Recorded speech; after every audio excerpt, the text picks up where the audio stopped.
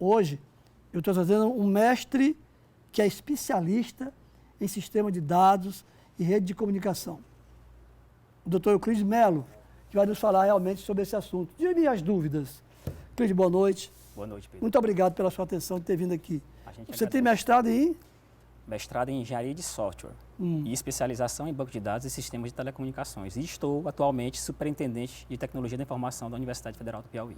Bom, o que ocorreu naquele pleito? São denúncias que chegaram à justiça e que provocaram, inclusive, a suspensão dos atos da eleição. O juiz pede, inclusive, à universidade informações em torno do assunto. O que os senhores estão respondendo para o juiz? Houve ou não houve aquela denúncia?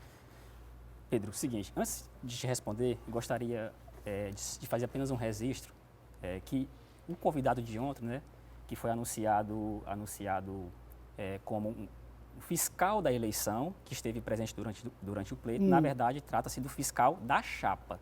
Da chapa 1? Da chapa em questão, a chapa 1. Inclusive com grau de parentesco com a candidata. Portanto, não se há o que falar, como foi anunciado, de fala isenta ou imparcial. No seu caso, o senhor não tem parentesco com ninguém? Com ninguém. Apenas sou servidor da Universidade Federal do Piauí há mais de 12 anos e estou atualmente superintendente de tecnologia da informação. Perfeito? Então, assim, feito esse registro, e agora te respondendo, não houve nenhuma irregularidade. O pleito transcorreu com total tranquilidade possível, entendeu? Não tivemos nenhum registro de intercorrência ou incidente que pudesse comprometer a integridade, a corretude e a lisura do processo. Inclusive, estivemos presentes acompanhando todo o pleito, do dia 12 de agosto, 7 da manhã às 21 horas, representante da OAB, representante do Instituto Federal do Piauí e representante da Universidade Estadual do Piauí. E todos emitiram um parecer para a comissão técnica aprovando a lisura do processo, certo? Inclusive, o profissional que assinou o relatório técnico, que foi utilizado, inclusive, na petição inicial do mandado de segurança, ele é fiscal de outra chapa e sequer esteve, e poderia estar, mas sequer esteve presente durante o dia 12 lá na Superintendência de Tecnologia da Informação, acompanhando os trabalhos da comissão técnica. Ele falou que houve uma falha para colher os votos dos estudantes residentes e que teve que ser corrigida no andamento da votação. Houve isso? Perfeito. Vou lhe explicar o que aconteceu, certo? Antes disso, eu vou lhe explicar como é que funcionou e como é que funciona a votação no SIG Eleição, que foi o sistema que a gente utilizou, perfeito? Primeiro, o usuário tem que, no caso o eleitor, ele tem que se autenticar no sistema. Então, ele vai fornecer o seu usuário, sua senha, e vai responder uma pergunta aleatória, de modo que o sistema identifique que ele não é um robô, que queira quebrar a senha do usuário. Uma vez ele se autenticando e entrando no sistema, para confirmar o voto, ele tem que responder uma pergunta de segurança, tomada de forma aleatória nos dados pessoais da pessoa do usuário, no caso, da pessoa do eleitor, perfeito? No caso, e isso já é mais uma camada de segurança para não permitir que outra pessoa se passe por aquele eleitor, tranquilo? O que aconteceu? Os residentes, eles, por força da Bolsa de Trabalho que eles recebem, eles estão no mesmo sistema estruturante do governo federal chamado CIAP, antigo CIAP, agora CIGEP, certo? E aí, todo mês a gente faz uma sincronização desse sistema estruturante com o nosso sistema de gestão de recursos humanos. E assim os dados dos servidores, os dados funcionais, inclusive dos residentes, são atualizados no nosso sistema de gestão de recursos humanos. Acontece que, nesse sistema estruturante do governo federal, os dados dos residentes não são completos como os dados dos servidores. Especificamente um campo, que é o campo de situação no formulário, o campo de situação funcional, que sinaliza se um servidor está ativo, se ele está aposentado ou se ele está cedido para outro órgão, por exemplo. No caso do residente em saúde, ele vem como não informado. Situação não informada. Certo? Não existe, né? Isso, não informado. É um cadastro que não é completo, até porque realmente ele não é um servidor, ele está recebendo uma bolsa de trabalho. Tranquilo? E o que acontece? Durante o pleito, já após iniciada a votação, a comissão técnica recebeu via canal, via e-mail, que foi publicizado, que seria o canal que a comissão técnica atenderia à comunidade que tivesse algum problema na hora de registrar o voto, essa situação.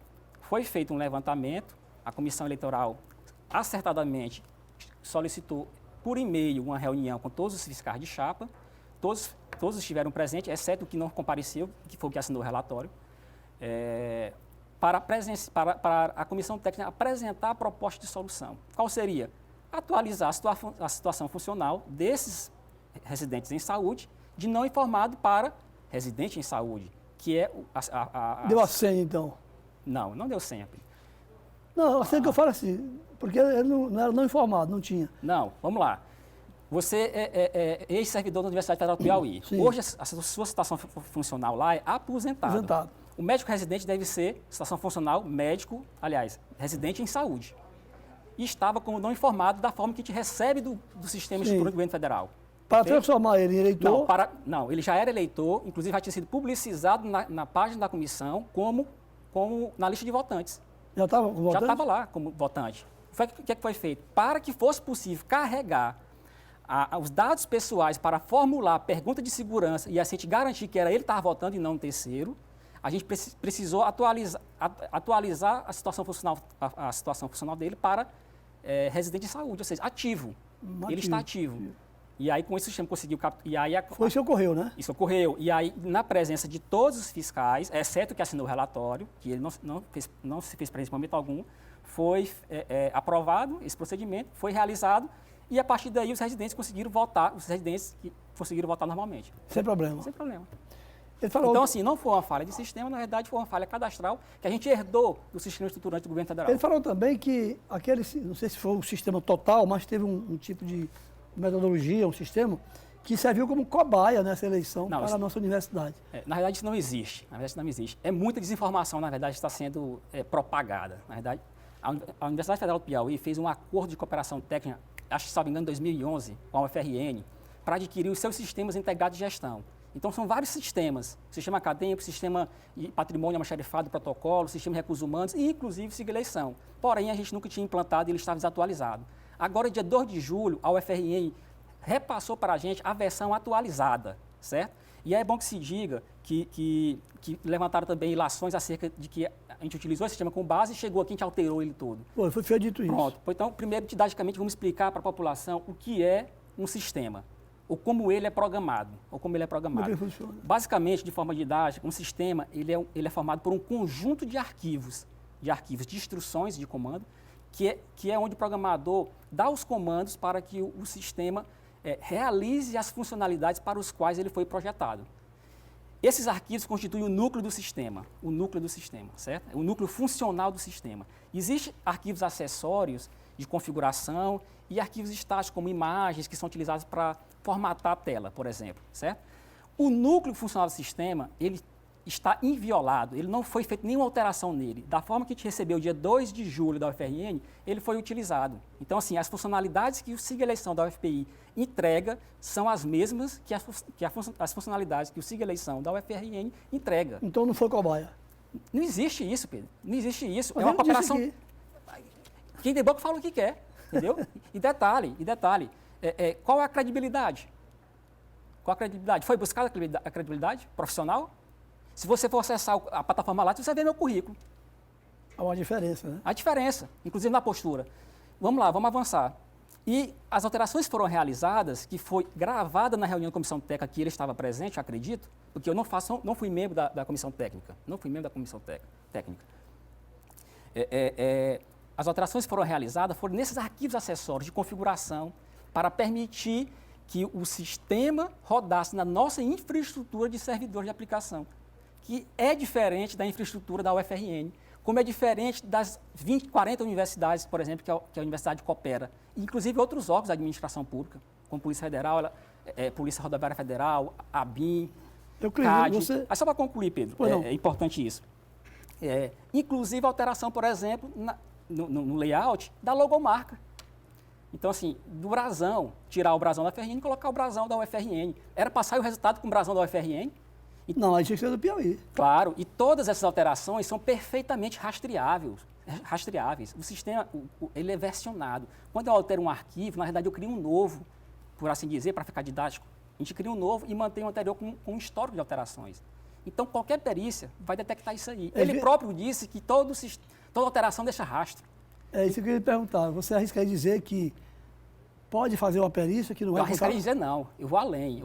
E aí, agora eu vou falar, se me permite, Pedro, eu vou me reportar para o seu público. Acesse CIPAC, S de sapo, I de igreja, P de pato, A de aluno, C de casa, cipac.ufpi.br. Clique em processo no menu lateral esquerdo. Digite o número 23 do processo, 23.111.03371/2020-79. Clique no processo e clique na lupinha correspondente aos despachos do dia 19 de agosto de 2020. O despacho está lá, inclusive foi eu que o fiz, o despacho está lá, a gente, enquanto instituição, a universidade, se prontificando, se disponibilizando integralmente a acolher e apoiar qualquer auditoria ou perícia. O problema foi que o pedido foi feito nas vésperas, dia 10, já para não ser atendido, porque não tinha como atender isso em um dia, foi para a comissão técnica, para a eleitoral, tinha que tramitar para a superintendência. E não foi claro o pedido. Quem iria conduzir essa auditoria? Um auditor independente, uma comissão interna, uma comissão externa? Não teria como viabilizar isso em um dia, porque dia 12 já era eleição, não tinha como fazer... Foi em cima do prazo, né? Em cima do prazo. Dia 17 foi feito um novo pedido para a comissão de auditoria, citando o inicial, e pedindo para, na ocasião da realização de auditoria externa, alguns artefatos como o banco de dados e o código-fonte do sistema estarem disponíveis. E a gente respondeu nesse processo, e detalhe, quem tem boca fala o que quer. Entendeu? Quem tem boca fala o que quer. E a gente registrou, e aqui eu estou dizendo aqui publicamente qual é o processo e qual é o despacho que está lá, a Universidade Federal do Piauí. Transparente. Transparente, exatamente. Transparente. Disponibilizando, aliás, se prontificando, se disponibilizando para receber e acolher qualquer perícia. Se for Polícia Federal, perfeito, excelente. É o órgão de Estado com competência para isso. Seria excelente para a gente, inclusive. Excelente. Uma perícia. Então, concluindo aqui, não há o que temer, né? Não há o que temer. Eu estou encerrando já. Eu posso fazer só uma consideração? Um minutinho só, porque está em cima da hora. Pronto. Em relação à perícia, porque eu quero tranquilizar aqui a comunidade universitária, a UF não vai parar. Os sistemas não serão desligados para que uma perícia aconteça. Isso é uma visão muito retrógrada da tecnologia da informação. Nós não trabalhamos com computador domésticos para servir serviços de tecnologia. Nós trabalhamos com virtualização, temos grandes computadores de forma didática. De ponta, né? É como se fosse um computador do tamanho de uma geladeira, com milhares de máquinas virtuais lá dentro. Então, assim, se eu vou realizar uma perícia, inclusive isso foi feito no dia do pleito, a gente tira um snapshot de uma máquina virtual, que na verdade é um clone, uma cópia fiel daquela máquina com um código de verificação que permite checar a sua integridade. E em cima disso faz a perícia. Não tem necessidade de parar a universidade para fazer uma perícia, pelo amor de Deus. É muita desinformação. Euclides, muito obrigado pela aula que você deu aqui sobre tecnologia. Nós agradecemos, Pedro, a disponibilidade e a oportunidade que você nos concedeu de esclarecer essas ilações que estão criando esses factoides acerca desse processo. Muito obrigado. Euclides Melo é superintendente de tecnologia da Universidade Federal do Piauí.